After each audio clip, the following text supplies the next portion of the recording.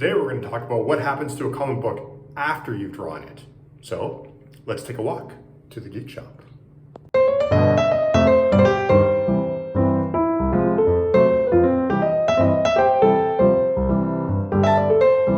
Hi, welcome again to Geek Shop. I'm Chetan, and with me again is Chris. Hey everybody. Hello everyone, and Chris, what are we going to talk about today? I think today this is like a fortuitous situation because we're both sort of at the final stages, or at least the secondary part of creating books right now. So maybe we could talk about sort of the book has been drawn, what happens next? Yes. So all the behind the scenes stuff. Yeah, because everybody's. It's funny because whenever I do like lectures about comic book drawing or cartooning or anything, everybody talks about the romantic part of me sitting at my table drawing and inking and stuff like that. But then they don't talk about this part, which is like, okay, you've got everything drawn. What do you do with it next? And you know what? The recent experience I've been having with a couple of books, it's a tedious task because it's been going back and forth, and the time I spent doing post-production, I could have drawn like 4 or 5 comics. Yeah, seriously. And I'm also considering in this case post-production. In my case is also coloring. So I'm at the point where I'm going to be scanning, which I actually photograph. I don't scan, I use photographs, but I'm going to be scanning and coloring. So it's like that's also part of the post-production, but then it gets into like lettering, because I do my lettering after. So actually that's a good question. You brought it up. So when you finish your artwork, hand-drawn artwork, explain how you photograph it. So I use, and I'm going to get real technical for a little while, so all of you people who don't like technical stuff can switch off for 5 minutes. But for all of you that are interested in real technical stuff, I use here's a Nikon camera with a locked 50mm lens, and use a 50mm lens because it's perfect. If you use a wider lens, it warps, and if you use a zoom lens, it warps. So 50mm on a camera is exactly square. So if you draw a perfect square and take it at exactly 90 degrees, the square will be perfect on your piece of paper. Really? I know comments made online by artists taking photos of their iPhones were saying that it warps the image, and that... It does. It's a wide lens. So the iPhones generally are designed so you can take like take more area of picture. So it's a wider lens, so it does warp your comic wow. book. So wow, I did not. So 50mm lenses, okay. It's perfect. That's considered the mathematical. That is exactly what your eye is. So if I take a picture of a comic book page, it'll be perfect proportion to like when you scan it. It's basically like you're scanning it to some degree.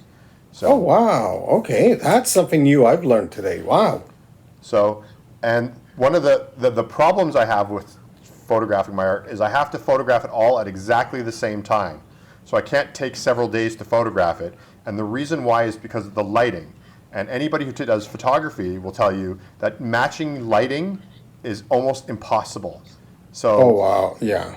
Because you can't, even if you mark everything, like if you move your lights, if anything moves, if there's a different reflection, if you're getting any sunlight, it changes your lighting. So that way, if you do it over several days, what could happen is after the first day, you come back and your lighting will be different, and then you'll notice your scans are a little bit different. I've noticed that when I was recording some videos just on phone, like drawing videos, come back to it later and you're going, you notice the slight changes.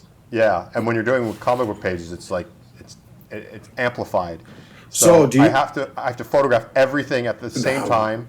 I set everything up. I spend about probably an hour just setting up to get the exact lighting I want to get. Now, and then I just do all my pages.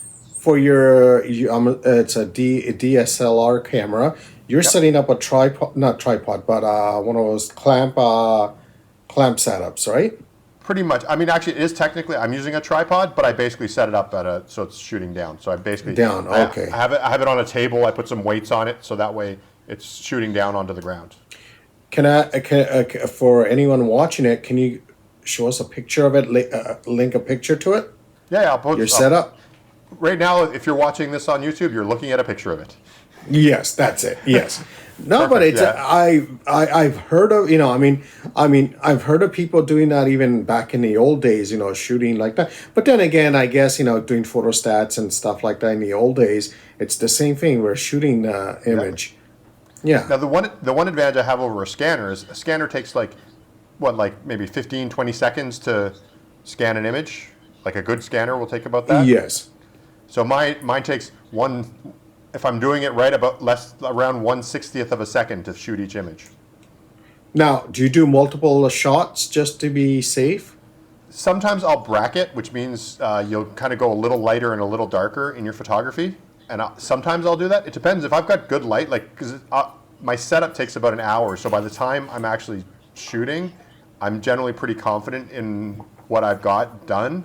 So I will, I find I don't have to take a bunch because by then I've done a few tests, brought it into my And computer. you're used to it also over, when you first started, I'm sure you're doing multiple images and stuff now.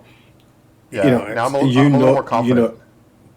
Now, do you have a remote control to take the snapshots, or like what do you call it? I don't know what they call it, but so that you Yeah, don't have to press the button on top all the time. I do not, just because I just don't happen to have one on the camera that I shoot with. It doesn't shake or anything, or I mean, my lighting is good enough that I don't get any blurry shakes. I don't have to worry about that. So I'm generally okay. I've never had any problems, and I lock it down. Like my tripod is pretty locked, like it's okay. pretty solid. So I've never had any problems so far. So but Now, it generally technically, involves, the reason I do it is because I like the texture of the paper. And I don't own a scanner, but I don't even bother to get it scanned or buy a scanner because I like the idea of showing the texture of the paper in my comic. you mentioned that to me a while back that you're shooting your images like that, and I was tempted to try it. And I'm wondering if now again, if anyone out there who knows more technical information and would like to share it, even you, Chris. Wonder if there's a way to duo with iPhones or any handheld device like iPhone, iPad, tablets or anything like that. Because, you know, not all of us. I used to have a DSLR camera, and I got sold it years ago because Yeah. the phones were almost equally as good. But now I regret selling it because, at an older age, I'm going. I could have used that more now.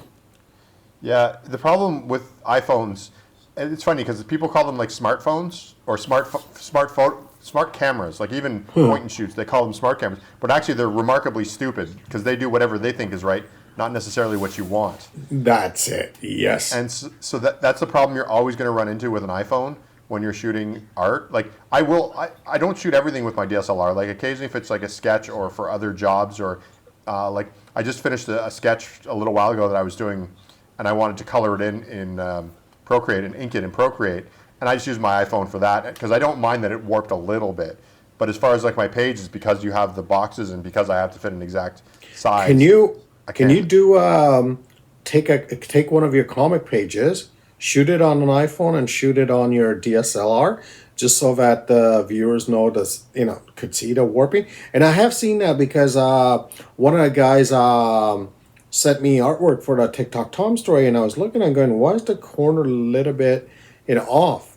And I Yeah. noticed that, and that's when he said he shot it from an app on his phone that acts like a scanner. Yeah. But But it's still again, not perfect. no, but there's a lot of apps out there that are most are made for document scanning, not for artwork. Yeah. Yeah, I tend to like I even when I'm shooting on a phone, I'll use the photograph thing and not scan. The scanner always blows out colors and doesn't quite know what to do with like weird anything anything in a gray. And if you're shooting any tone, forget about it. No, years ago I ran into this issue where I was doing my comic called Karma Comic, and I did it in black and white. And I want to redo it and re-edit some of the things, and I want to color it. So I colored it in markers. I colored about like 6, 7 pages, and I had an older scanner at that time. So I scanned it. all the colors came out bad. And I got so frustrated, and I'm not joking. I'm not a couple of days scanning it, trying every different method, changing the resolution, changing this, changing that. The scanner would not pick up the mark. It's the old school photocopying, color copying, where the colors never come out the way it should. Yeah. But modern technology, it should be coming out perfect. Now, mind you, the new scanner I bought now is 100 times better than the one I had before. Yeah. But going back 15 years ago, those were the only scanners available, and mine was a decent quality scanner. It wasn't a high end or low end one, but it was, for black and white art, it did amazing. But color, it was just hit and miss. That's the nice thing about the camera shooting your stuff, because I have a watercolor piece, which I think is going to be the cover for number 3, which is my plan. And it was a watercolor piece I did, and I photographed it, and the colors came out perfectly, like perfectly. And I think it's funny because nowadays I'm not hearing too many people saying don't use iPhones for scanning this or doing that. It's well, I guess most people are working digital nowadays that you don't hear too much about it. Where you're one of the few artists that's still doing some of these stuff, old school hand drawings and all that. So I'd like to hear from any viewers who are watching this, if they've experienced this, because again, I want to try this now. Yeah, there is a way you could fix, I was just thinking about this, there is a way you could fix your iPhone, because Photoshop has some warping tools that allow you to sort of warp images, and because you can warp images into weird sort of bulbous looking things, you can also unwarp it. But you need Photoshop. That's the. I can't think of any software that would do so it. So that's what I mean. It's like for any of us who dumped I'm gonna badmouth Adobe, dumped Adobe after they had their pay by month expensive thing. I can't afford Photoshop anymore. Yeah. I mean, maybe some of the other ones might be able to, but it's a question of like being able to warp your image. Like your entire image, and the problem is no matter what, it's just like with an iPhone, it would be you'd have to. It would take me like probably a week to develop a system to do it, that it would do it every single time anyway to get it exactly right, because I'm not sure what lens is actually on an iPhone. So if I knew the lens number, like if I knew if it was. But then again, it depends on the phone you have also, because my old phone, I had an XR, had one camera on it. Yeah. This new one, which is like the base model, has 2 cameras on it. Then I think some of the new ones have 3 cameras on it, and I'm not sure how you choose which. I mean, this is where I need a teenager to teach me how to use my phone and shoot. All the technical stuff's on the camera. But I'm sure there's a way. But it's if anyone out there who's been using it to scan their artwork and had no issues, please give us tips. I could see maybe the Pro might, because if it has 3 lenses, I bet one of the lenses is a 50 mil, because that seems to make total sense. Yeah, I could see that. And even the tablets, some of the tablets have 2 cameras and some have 1. And I think the basic ones are not going to be, they're there for basic, family photography and all that stuff. Yeah. And I use it fine for, like I said, I will, if it's just an image that if it's like a rough sketch, and I don't mind if it's a little bit warped, and I'll even adjust it in Photoshop or even in Procreate if I need to adjust it a little bit if it's a little warped. But most of the time, if my aspect ratio isn't super important, I can use my phone. But because in comic books, as we know, because in post-production, your aspect ratio is like the most important thing in comics. So that's why I make sure I use my 50 mil lens and just don't touch it. So you photograph your work. So let's say 24 pages. Let's say you give yourself an hour, 2 hours to get all of that set up, photographed, and everything. So would you say 2 hours is a decent time that takes you to do that?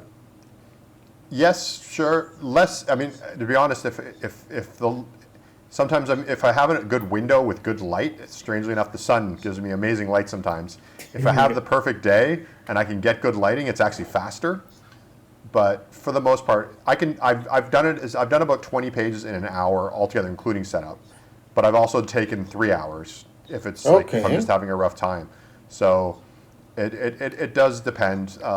Fortunately, here in Southeast Asia where I live, right now there's a really good. It's very over. It's there's a lot of pollution in the air here, and so it blocks the sun and gives me a nice flat light. So it's actually quite good for me. So like I'm probably going to shoot it tomorrow, and I think I'll probably be able to get it done in an hour. Oh, wow. Yeah, it's 27 pages right now. This is a text issue, so I'll probably get it done in an hour. Because once you get started, it's fast. Because you just put the page and click, put the page That's and it. click, put It's the all page and set click. up. It's like super fast. Like I probably shoot like 5 or 6 pages in the time that it would take an average scanner to scan a page. Okay, so now you shoot it. So what's the next step in your post-production? So I shoot it. The next thing in post production is just to make sure that everything is sort of correct. I have a template in Photoshop that I use to just square everything up. So it's got sort of my lines. I might have to adjust because if my camera isn't exactly 90 degrees facing down, sometimes that happens, then I have to just adjust it a little bit, and I can do that in Photoshop. So I'll do all, How much time would you say you spend in Photoshop? at this point in Photoshop. Let's say you're doing average book is what 24 pages for you. Yeah, Okay, so let's say 24 pages so far you spent. Let's say we're gonna round it off to 2 hours scanning yeah. and photographing your artwork. Now Photoshop, how much would you say? So one of the nice things about this is if my camera is off a little bit, it's off on every single one exactly the same way. Yes, that's it. Yes. So my adjustment is exactly the same. So I can, and sometimes I can automate. So if the adjustment is the same on each one, I can actually automate Photoshop to do it. And so my actual time it takes me to do it is almost zero because Yes. I do the first one, takes me like 15 minutes, and then I just automate the rest of it. Automated, that's it. Yes. And then, so then, like literally, it'll take me 15 minutes, and then it might take Photoshop another 20, 30 minutes to do it, but I'm not, I'm off having breakfast. That's one thing I loved about Photoshop, where if you have large files and you need to do certain edits, just get to automate it and let it do all the work for you. Exactly. So I for the most part, that's often the case. I'll go over them too. Like the other thing too is I'll use that time to sort of, I'll go through my photos and just clean up anything. Like, if there's a smudge that maybe I didn't take out. Sometimes some liquid paper, the light will go off of it a little weird, and you'll get sort of a weird little bumpy texture that I don't like. But sometimes that's time consuming because the smallest detail, even doing that where you have to correct a liquid paper effect, sometimes it's a 5-minute task, sometimes it's a 30-minute task. Yeah, I mean, what I'll do generally is the first time I'll go over the book, like when I'm going through this point, when I'm resetting it up, sort of making sure the aspect ratio is correct. I'll go over and just pick the big problems, like the obvious ones, the ones where I'm like, okay, there's like big thumbprint in the middle of this that I just didn't notice when I was photographing it. So I'll take those out because I have time later on. Because basically, the way I do my work is I do all my work in Photoshop, and every single thing is a layer. So my ink and tone layer, they're together, but they're all one layer. So my coloring is another layer. So I can still fix my ink and tone layer later on. Later on, yes, that's it. So I can fix any mistakes with that. So I'll just fix like big mistakes, like ones that I'm just like, well, I'm finished with this. I don't want to, just if it's really ugly and I just want to, it'll bother me while I'm coloring it. I'll fix it. And one advice this is again I learned after years and years, and I remember every artist telling me or watching online saying, make sure you do it this way and that way, but you don't do it until you make those mistakes. Always have your layers and save those files because, make sure you have two versions where one's a flattened version and one's a layer version. I'll be honest, I don't flatten mine until the end. Oh yeah, no, that's it. Because sometimes you make a mistake, and sometimes you want to come back to it and go, I want to correct this or I want to correct that. Yeah, and and all of us have flattened. Yeah, all of us have flattened layers too early and said, "Damn, I can't go back now." And Photoshop has, as far as I know, unlimited layers. So, Yeah. it's like even if I do a change on something, I'll be like, oh, I'm just going to make it a new layer so I can go back to it if I need to, and And I've also noticed that because of the brushes in Procreate are pretty good, if I need to, sometimes I can keep it in digital and like, even if a pencil layer, something that I want to have a bit of a pencil tone looking thing, I can fake it in Procreate enough that you won't even notice that it's Due to not. corrections and everything. Yeah. So I'm So, pretty, so basically, so ma- at this point, I've got a layer. I've got a PSD file, which is the Photoshop file with multiple layers. My top layer is my pen and ink and tones. Now, can you bring your PSD file into Procreate, or do you have to convert it into a PNG or a JPEG or a TIFF? I do a PNG, so I'll convert it into a Okay. PNG. So I'll save it as a PNG, not flattening it, but saving it. So the PNG will be flattened, but my original working file will still be layered. But in when you bring it to when you bring it to Procreate, is it layered or is it flattened? I can do layers. Really? Oh, I didn't know that. Yeah, Okay. yeah, you can have layers in Procreate for sure. Because what I do is I No, bring no, my no. But does it bring the same layers from Photoshop into Procreate, or do you have to create your own layers in Procreate? I think you can. I don't. I just bring a flattened image, like the PNG flat, and Yeah. then I Okay. just I'll make an extra layer. That'll be my color layer, Yes. and then See, when I knew you could create layers in Procreate, but I wasn't sure if you could bring your layers in from Photoshop to Procreate. yeah, I think you might be able to, but I don't remember. Reason I say that is in Clip Studio, I learned this by random mistake. Once I started using Clip Studio Paint more, doing edits and stuff like that, I accidentally double clicked on my old Photoshop file because I don't have Adobe software anymore on my system. Yeah, I double clicked on it by accident, and Clip Studio opened it, that makes sense. and it had all the layers. Yeah, so I think you can import layers into like I don't. I just do a PNG. Mostly I do that because a PNG file in this case is smaller, and I'm bringing it onto my tablet, and just to save room on my tablet because 28 pages full size, that'll clog your Apple storage space pretty quick. Oh yeah, it does. Yes. So I tend to like minimize. So I'd rather just have a PNG. So it's a little bit smaller. I bring that into Procreate, make a bottom layer. That'll be my color. My top layer is a multiply level layer, so I can see through it, and just color. So now let's fast forward a little bit. So you photographed it, did your photo edits in Photoshop, you colored it. Let's say you're doing your lettering, doing your book layout in Excel. No, you're doing it in Word, which is another episode we'll do. So to the end, when you send it off to let's say Amazon for approval, from start shooting it to sending it to Amazon. Now Amazon is another task also. Update, setting up the files on their end. That's let's say we'll just roughly give ourselves maybe half a day or something doing all of that. So in total, how much time have you spent on this book, like post production? Yeah. So does that include how much time I spend coloring it? Yes. Because that's post production. Well, Yeah, technically, yes and no. That is post. In a way, I would say no. That's not post production because that's part of creating the art. Yeah. So, let's take out the coloring part. Let's Okay, take 'cause out the that's a coloring lot of part. time. Yeah, because that's not post production. Yeah. I would say, like, if you were to give me all of the files, I would say in like 2 or 3 days I could do it. Okay, so 2 3 days. Okay, and okay, so that's about average time that takes me. Also, I would say.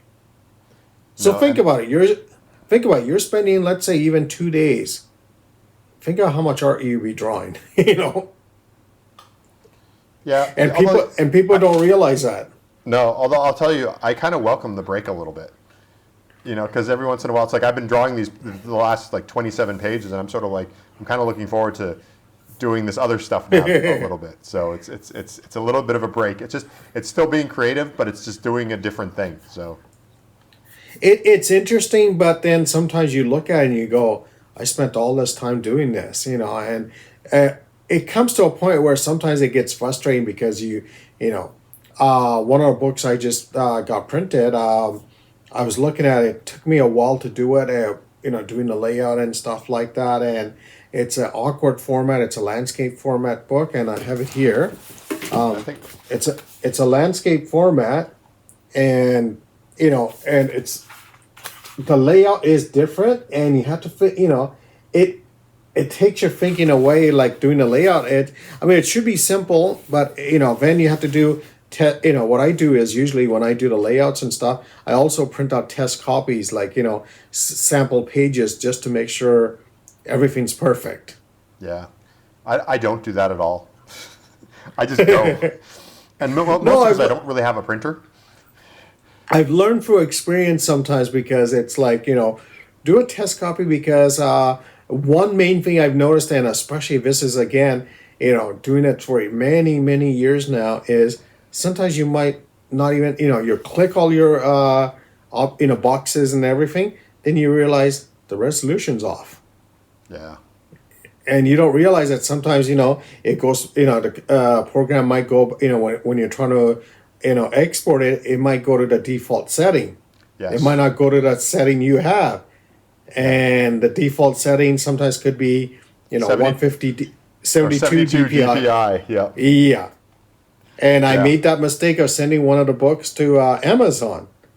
Amazon approved it. And then when I got the test, I ordered like 3 copies. When I got it, not 3 copies, I ordered a few copies. When I got it, I'm going, what's going on here? And so then I sent Amazon a note going, look, the printing copy is really bad. It's because I had a couple other books printed before. Yeah. And my logic was, I just, hit save and, export it as PDF. And so when I got it, Amazon did their investigation, checked into the printer and everything. They go, your image quality was 72 DPI. And I'm going, no, it should be 300 DPI, because my mindset's always at 300 DPI for output. Yeah. So I went back to check the file, and I'm going, no, all the images are this and that. So then when I went to check the export option, it defaulted to the 72 DPI. Yeah. And Amazon said, we can't do anything with it. You're stuck with those books. Yeah. Yeah, so it's a huge mistake, and it was a big book. So it cost me, what, okay, not much, but about $50, $60 for the books, Still. because I just wanted sample copies. And, it's a mistake, even at this age, anyone watching there, yes, you will make that mistake. I think it was Blue Orchid issue 2. I put it out, and I order copies myself, and I don't tell anybody it's for sale yet, right? Because I want to check them out. I did that with this book, because Derek Barton and his friend Mark did the cover on this, and they've been asking me for the last couple of weeks if they could post the image. I told them, no, wait until the book comes in. And the detective Derek Barton is, and I'm going to make fun of Derek now, he sent me a message on Wednesday or Tuesday or Wednesday saying, hey, I saw your book listed on Amazon. I go, reason I didn't want to tell you guys is I was waiting for this copies to come in so I could say, it's good before I tell everyone, know. Now, the worst part is, some printers will give you a proof copy, but again, it's a PDF file, and you can't really judge that. Yeah. And so your monitor might be off. There's a million things. That's it. Yes. Yeah. And to get an actual printed proof, it's too expensive. Yeah. So, this is the only cheap way of doing it, where, don't tell anyone and get a printed copy and then tell everyone. But then if somebody finds out and they order it, you're sweating bullets. You're like, what if it's wrong? What if there's something wrong and they bought it? Oh, that's what I was worried about with the one where I did the 72 DPI one. I was worried that, someone ordered it, it's... Now, one side tip I will give on that is, for Amazon, you can order proof copies, sample proof copy, but the problem with ordering a sample proof copy is Amazon might not approve that final one until you submit all your files. Yeah. So that's the drawback on that. Yeah. It's And I was worried that people, if someone orders that book, you know, I don't, I don't want someone say, hey, what happened to your artwork here? exactly. Say it's a stylistic choice. Yes, it's the pixelated art. Yep, Yes, yep. It's trendy now. it's like the Minecraft, thinking of comics. Exactly. It's perfect. Yeah, I meant to do that. Classic. Okay, Chris. So you said 2 to 3 days post production. That's Yeah. So that's all the digital work that happens after, other than coloring, other than drawing, other than lettering. I would say lettering is sort of not really post production. That's sort of sandwiching everything together. But you have to also remember. Now this is where extra time comes in. Let's say you're sending that book off to a printer, or let's say you're sending it to Amazon, or or unless you're self-publishing and doing photocopies and stuff like that. That's a different story there, but we could talk about after this. So let's say you send it to Amazon or you send it to your printer. It might take a day or so or 2 days for them to respond back to you and say it's approved, or they might Yep. come back and say you need these corrections done. Yep. So you go back, re-edit some of the recommendations that they require, and so you're giving yourself, let's say, let's say maybe another 2 more days to that. Yeah, I would say that. Although I'll be honest, this is probably the worst thing to say because I'm going to be submitting Blue Orchid 3, but Blue Orchid 2 from Amazon had 0 changes. But to defend that, the first book I sent to Amazon took me how many months, Chris? Because I kept Yes. sending you messages back and forth going, what the hell's going on? And because Yep. it's depending on what printer you're using, you have to learn their way of doing it. And every printer Yep. is different. I will tell you that. And once you get used to The it, one- it's easy. The one thing I'll say though is if you're dealing with a real printer, like where you're paying and buying like 300 copies or something like that, or 500 copies, generally they'll have somebody there that will either talk you through it or will do the changes for you. Like you just have to say, I want the book to look like this, and they'll be like, okay, and they do. There's often, a lot of, depending on the printer you get, but it's quite often that you'll have somebody there who's knows what they're doing and can make some subtle changes for you. Yes, they will. Yes, that is a good thing because one of the printers I was using before, Mixum, used to always have their, I'm assuming their, printer designer or whatever would, who's taking care of the files would recommend, can you shift this way, or can you do this way, or they would say, I adjusted the artwork this way, which is good. Yeah. But on Amazon's end, I mean, again, I'm not plugging Amazon, but again, with Amazon, because they are cheaper in the printing process, they don't have the resources to do that, or they don't care. It's like, what? It's your responsibility to do it. Mind you, when I was using Mixum as a printer, it was almost double the price of Amazon. Quality was amazing, but that's the,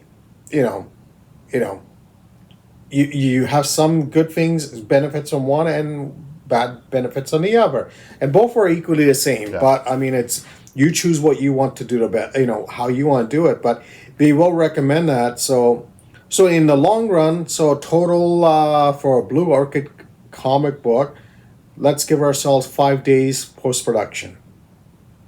Yeah, probably at least. Okay, that's good. So, but you got to realize, since we're not including color or lettering. No, that's not included in necessarily. post production because that's So creating it's not like I have 5 more days till my comic is done. I probably have another 3 weeks before my comic is done. So no, because writing, penciling, lettering, coloring, that's part of creating the comic.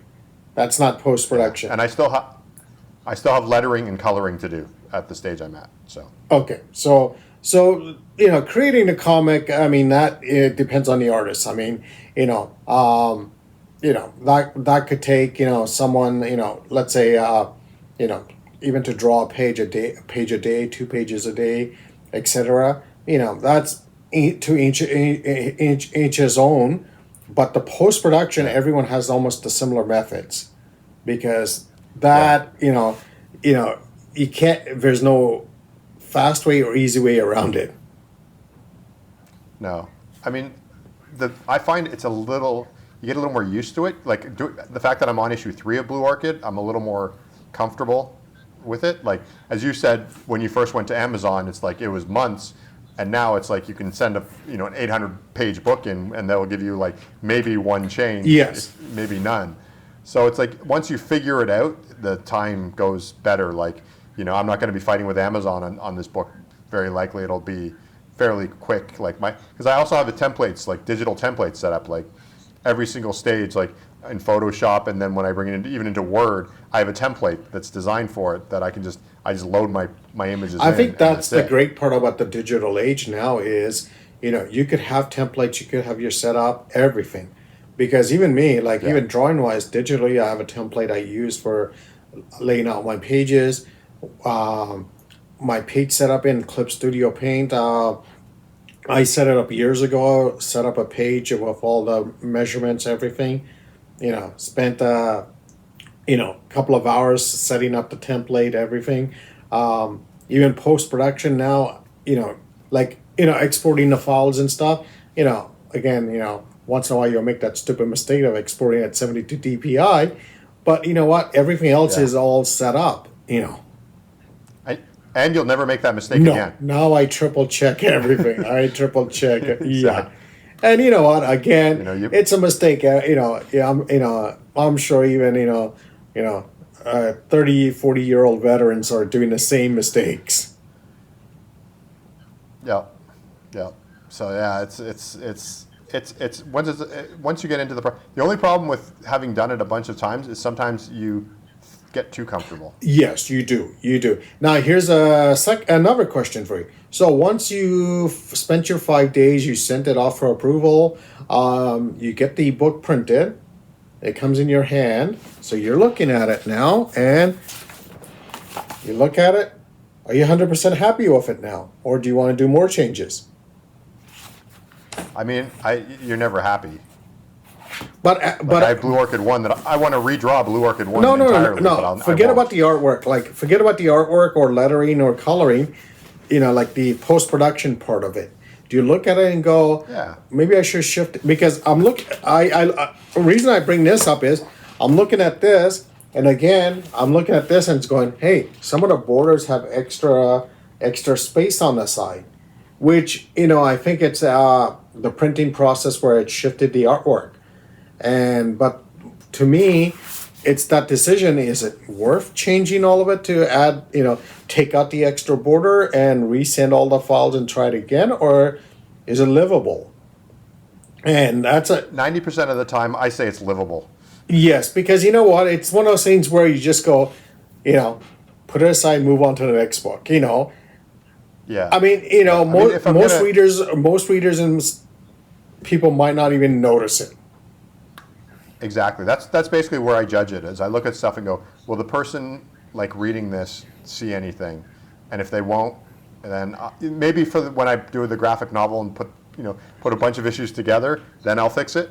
But if not, it's like it's done. I'll just walk away. Okay, that's good to hear, because the perfectionist would say, you know what, I want everything to be perfect. Now, again, depending on what printers you use, some of the printers will, yes, you're paying more money and it'll come out perfect the way you want it. They'll do the corrections, like we said. Some printers, are just like, you know what, no, it's going to cost you more to do this, or more time. Yeah. So I think Yeah. at this stage, you and I are the same, where, you know what, just move on.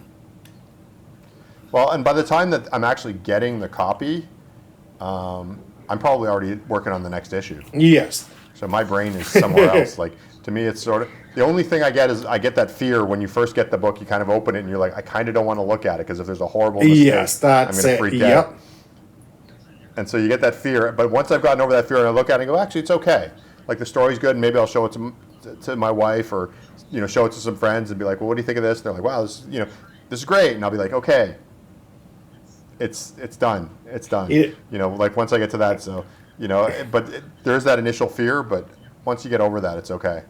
Now, have you had people come back to you and say, "Hey, Chris, this is printed wrong," or "Why is this off? Why is that off?" I don't think so. I've had people sometimes question like an art thing that I did. Like I've had things where I've like blurred things on purpose, and they're like, "Why is this blurred?" And I'll be like, "Well, I was trying to get this Yeah, idea but that's across." that's Or, why did you choose but that's that? artistic creativity. For Yeah. more on the post production part, where any printing issues or anything, people. I mean, on my end, I haven't had any complaints yet. So Me neither. I mean, people are just kind of amazed that you're a person who put out a book. I find. You know what I mean? Like you kind of hand people, "Oh, I made this comic book." Like, you made this, and then by that point, any little line that's slightly askew or a page that's a little bit off, they're like, they don't notice that because they're just into the fact that you made a book. Well, nowadays, because I've been doing this for a long time, I always tell people for a book, for example, like the latest book I'm working on, Man Eater, with a bunch of people. I gave them a deadline for end of March for all the artwork, and I'm going to spend all of April post production. And some people might say, you know what, that's a lot of time, but you know what? First of all, I have two kids, and whoever's getting better and all this, it's like, and hate to say it, life gets in the way also. So your post production, something that takes you 5 days, could take you 2 weeks. you know Yes. And you have you make your life worse because you let friends help you. And it's because you're getting artwork from just like every different type of artwork with every different type of problem. and that's So a like you make your life horrible. Oh, I for that agree. reason. You should stop being so I friendly. agree, because it's one of those things where after doing it so many years, I created a many years ago. One of the books I was doing, I had like 4 or 5 people helping me out doing the artwork. I created a guideline.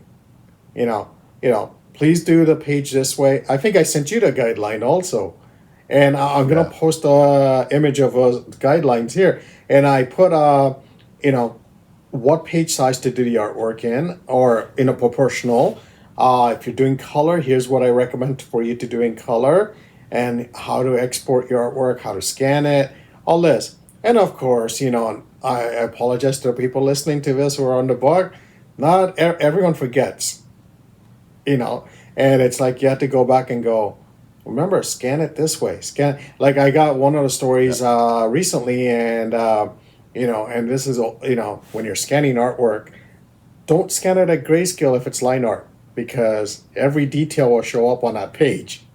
Scan it as line art, because then you could it's easy to edit out some of those line art, some of the stuff, and it's yeah, and then yes, I do say it's what you just said is true. It's So let me ask you this question: if I was to do a story for you, would you rather I scanned it and maybe or maybe not give it to you correctly, or would you rather I just handed you a bunch of paper and say you do it? at this age, I would say, honestly, Basically, is it easier to do it yourself or fix I it? would do it myself, because Okay. I know my method of how I scan, how to use my scanner, what settings to put it at, how to bring it into my computer, everything. I know my method, and my method works for me. You know, So for all you TikTok Tom artists working on this, if you want to if you can actually make his life easier, just give him the artwork. no, You're gonna get a no, stack of paper but this but big. reason is because you know what, I know my scanner, I know my computer, and Yep. even if I ask you to scan something and send it to me, I could talk you through it and say, Chris, do it this way, do it that way, and you're saying you're annoying, go away, go away, Yeah. and but the thing is, you have your own way of doing it, and I've done this long enough where I know how to do it and how to do it properly. I have my setups and everything. I remember the first time I was doing digital comics. A digital comic I sent to Comixology, And before I even set the files up, I sent them a message, and one of our production people sent me, saying, okay, what are you doing? So she and for a couple of weeks or something, were sending messages back and forth. And I asked every question I could. What resolution do you want? What page size do you recommend that the digital file should be? What should be this be, that be, that?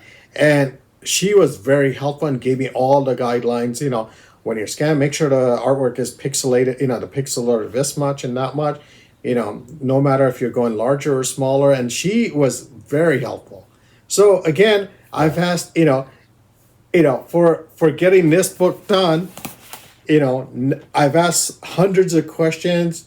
I checked YouTube videos, everything to know how to do it. But that's why, sometimes doing my post-productions, yeah, you're right. Give me the artwork. I'll scan it because I know my method. I'll sit here, for a couple of hours scanning every page, 40 pages, but I know how to do it. Yep. And nothing Nothing against the people who have scanned work and sent it to me, but I have my system, and I know, I know the ins and outs of how I should do this, how I could set it up in post-production. And stay tuned for any mini comic episodes where I think maybe you should show us exactly how you do it. Yes. Okay, so now to wrap this up, post-production, people watching there, you could draw your comics, you could color your comics, letter your comics. That's not the end part. So remember, there's a lot more work out there to do your post-production. It takes a lot of patience. And it's not necessarily something that you've wanted to learn. Like, you don't go to art school to want to sit here and learn the difference between a square and a rectangle pixel, and to learn aspect ratio mathematics. Like, it's often I talk to people who are artists and say, the reason I got into art is because I don't like doing math. And it's like, well, this is the part where it's all math. So. And here's the part which I advise to anyone wanting to do this is ask hundreds of questions, check, research. But the thing is, create your own method on setup. Set up your own way of doing it, like the way you have your drawing table set up, or your studio set up, or computer set up. Set up your post-production same way. Yeah. Because you'll be doing that same thing over and over again, and it makes your life way much easier. Yeah, and if you can make post-production a little bit more pleasant, it makes the whole making a comic book a little bit nicer. It's never pleasant. But it's shorter if you get better at it. That's the honest part. It's never pleasant because you're sitting there and and the worst part I find now is scanning the artwork, cropping it, doing any lightness, brightness, corrections. It becomes tedious, but you know what? In the end, when you get to see your book, it makes it worthwhile. Definitely.